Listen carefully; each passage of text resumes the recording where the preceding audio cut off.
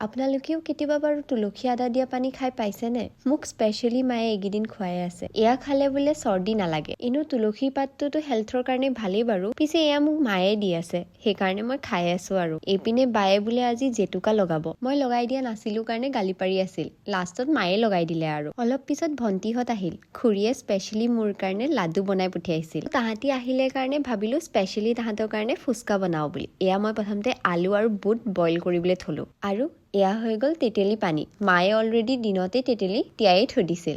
আৰু এয়া হৈ গ'ল পাপৰ। আজিকালিতো চব বস্তু ৰেডিমেডে পাই যায়, আৰু এই পাপৰটো গৰম তেলত দি দিলেই আমাৰ 1 মিনিটতে ফুচকা ৰেডি।